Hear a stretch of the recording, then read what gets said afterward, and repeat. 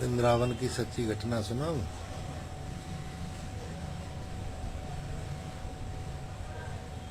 एक गुजराती आदमी था, उसने वहां कथा सुनी। कथा व्यास जी ने वृंदावन का बड़ा सुंदर विवेचन किया, बहुत ही सुंदर विवेचन किया। वृंदावन बहुत सुंदर है, वृंदावन स्वर्ग से भी ज्यादा खूबसूरत है। श्री कृष्ण की लीला भूमि है। श्री कृष्ण वहाँ आज भी घूमते हैं, आज भी विचरण करते हैं, आज भी श्री कृष्ण रात को महाराज करते हैं, सेवा के निमित्त वन में पधारते हैं। वो बहुत खुश हुआ। उसने घर वालों से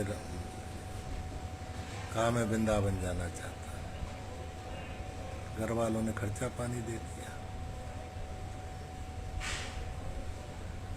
ट्रेन में चढ़कर वृंदावन आ गया। 50-60 वर्ष पुरानी बात है, जब ट्रेन इतनी तेज नहीं चला करती थी, थोड़ा समय लगा आने में। मथुरा में आके कहा उसने, निकला है तो बोले वृंदावन जाना है। तो जब टांगे चला करते थे, टांगे में बैठ गया, वृंदावन के लिए तांगा बढ़ने लगा। जैसे जैसे तांगा बढ़ता वैसे वैसे खड्डे, कीचड़, जैसे तैसे घोड़ा गाड़ी को खींच रहा है। 8-10 सवारी है। वृंदावन की सीमा आ गई, लिखा हुआ था वृंदावन। गुजराती सोचने लगा, पंडित जी तो कहते थे वृंदावन स्वर्ग से भी सुंदर है, ये क्या वही कच्चे मकान, वही सड़ी हुई सड़क, वही लोग, वही नाई की दुकान, वही हलवाई की दुकान, वैसा ही सब छावा, वैसे कपड़े की दुकान। क्या ऐसा क्या है? धीरे धीरे धीरे धीरे तांगा रंग जी के मंदिर के पास पहुंचा। जब रंग जी के मंदिर पर कोई ज्यादा भीड़ नहीं होती थी, वहीं तांगे रुक जाते थे। सवारी सब उतरी, उसने चारों देखा, बोले अरे ये तो सब बेवकूफ बन गए हम तो, क्या है या क्या देखेंगे, सब कुछ तो वैसा ही है। इससे तो अच्छा हमारा गुजरात भी है, हमारे ही घर अच्छे। तो उसने कहा तांगे वाले से, भैया कितनी देर में चलेगा मथुरा? तो उसने कहा भैया 8-10 सवारी के बगैर तो मैं जाऊंगा नहीं, और 8-10 सवारी में आध घंटे तो लगेगा ही। जैसी सवारी आऊंगा। बोले अभी तो तुम आए हो? बोले आया तो हूँ, पर मैं तो बेवकूफ बन गया, कुछ भी तो नहीं दिख रहा, क्या देखने जाऊंगा? क्या देखने होता, कुछ तो दिखे। इतना बड़ाई की थी पंडित जी ने, तो मैं तो चला आया सब घर को छोड़ के। मुझे तो वैसी घर की याद आ रही है, मैं अभी जाऊंगा, निकल जाऊंगा। तो उन्होंने कहा ठीक है बैठ जा। वो बैठ गया। उधर पंडे वंडे आए कि चलो दिखाला में, चलो दिखाला में कुछ वृंदावन दिखा दें, रंग जी का मंदिर दिखा दें, बिहार जी का मंदिर और मंदिर दिखा दें, तुम्हें चीर हरण घाट दिखा दें, जमुना जी दिखा दें। बोले मुझे कुछ नहीं जाना, कहीं नहीं जाना। उसी दौरान एक 8-10 वर्ष का बच्चा आया। बोले बाबा बाबा? बोले हाँ। बोले मेरे बाबा ने कहा है कि वो घनश्याम वहाँ बैठा हुआ है, उस घनश्याम के पास जाओ और जाके उसको सारा वो वृंदावन दिखा के उसको छोड़ दो। बोले तेरे बाबा को मेरा नाम कैसे पता है? बोले पता नहीं, वो जानते होंगे आपको, उन्होंने देखा होगा कहीं। उन्होंने तो मुझे बताया कि वो गुजरात से घनश्याम आया है, उसको जाके वृंदावन दिखा दे। तो मैं तो आया हूँ, तुम्हारी मर्जी हो, देखो तुम्हारी मर्जी नहीं देखो। बोला अच्छा वैसे भी आधा घंटा मेरे पास है, चल दिखा ले। कितनी देर में ले आएगा? बोले बस तुम्हारा तांगा जाएगा उतनी देर में ले आऊँगा। अब बाबा ने कहा तो मैं आया हूँ, मुझे तो कोई लोभ लालच भी नहीं, मुझे तुमसे कुछ पैसा भी नहीं चाहिए। उधर मेरे बाबा उधर ही तो बैठे हैं, बाबा से ही मिलवा दूंगा। ले गए, बंसी बट ले गए, देखो बाबा, यहाँ मैंने बंसी बजाई थी, मेरी गोपियाँ बड़ा प्यार से मुझे मुस्कुराती थी, प्यार करती थी।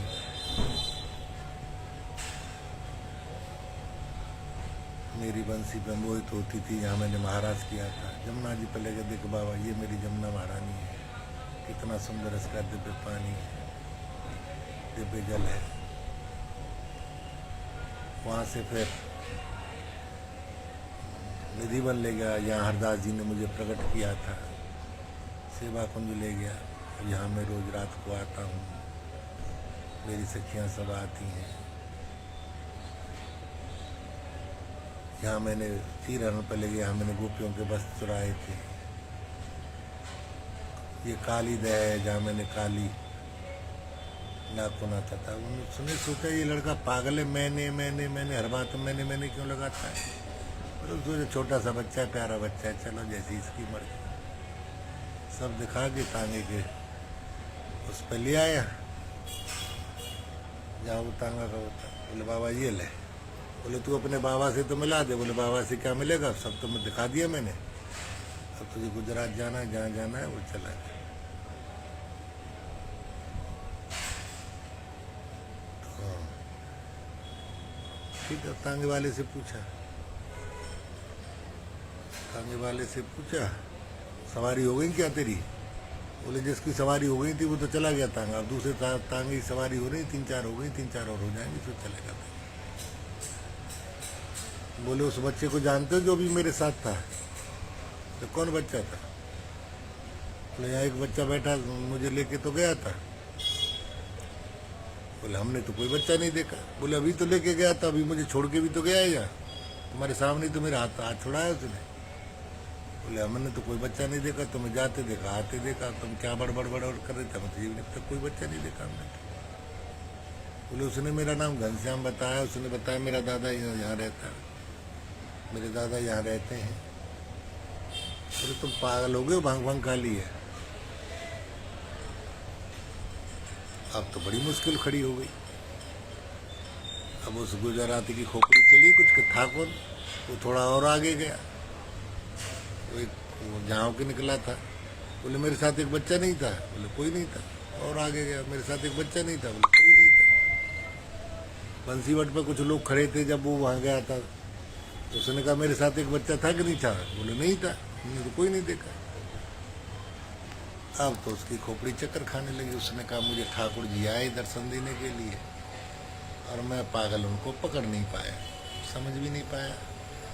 मैं तो उनकी मजाक उड़ाता, ये बच्चा मैंने हर बात मैंने करता है कि मैंने ये किया, मैंने ये किया।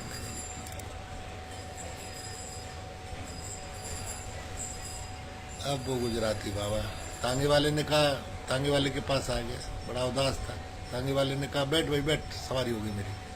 बोले अब क्या बैठूं, अब क्या बैठूं तेरे साथ, अब कहाँ लौट के जाऊंगा, अब मुझे उसे ढूंढना है जो मेरे साथ आया था। बोले ढूंढता रहे, अब तू पागल हो गया, कौन साथ आया था, कोई साथ नहीं आया। बोले था, प्यारा सा बच्चा था बड़ा, वो कहता था यहाँ मैंने मुरली बजाई, यहाँ मैंने वो किया। अब देखा उसी ने, अब सबूत कोई नहीं उसके पास। लेकिन उसने अपना देश छोड़ दिया, अपना राज्य छोड़ दिया, अपना घर गूढ़ा छोड़ दिया। अब वो कहाँ जाने वाला था, गलियों में घूमने लगा। भाई तू एक बार और आ जा, मैंने तो तुझे जी भर के देखा ही नहीं, तू एक बार और आ जा, मैंने जी भर के नहीं देखा तुझे, अब मैं तुझे जी भर के देखना चाहता हूँ।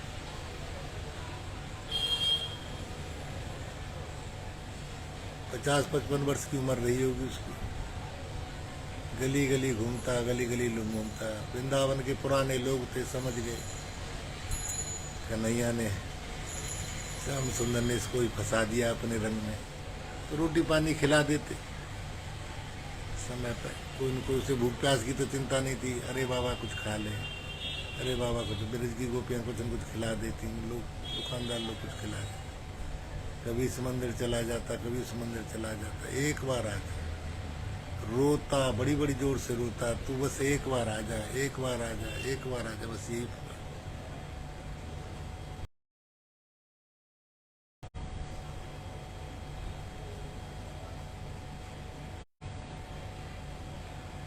एक दिन खड़ा था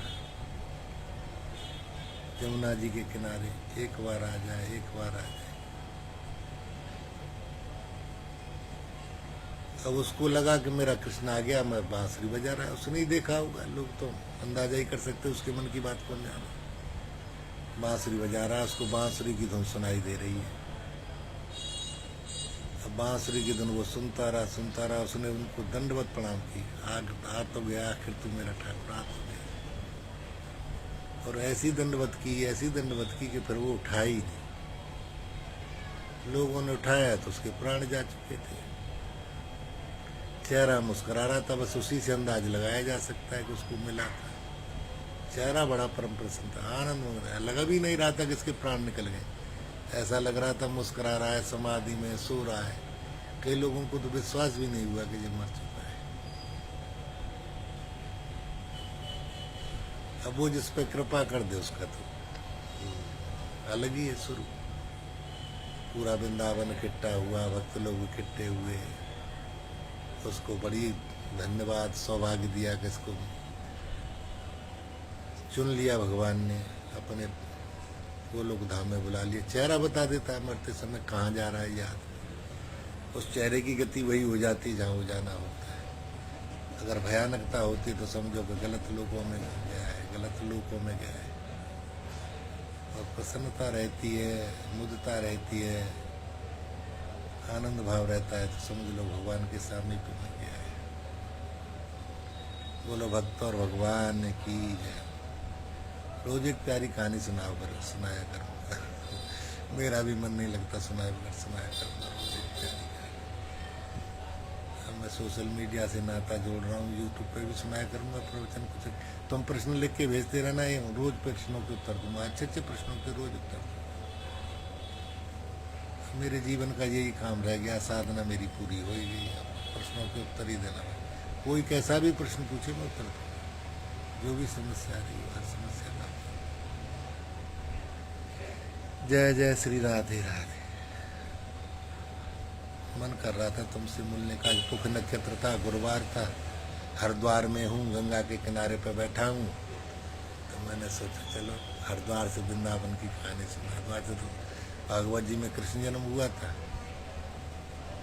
तो मैं कृष्ण का जन्म ही सुना था। जय जय श्री राधे कृष्ण।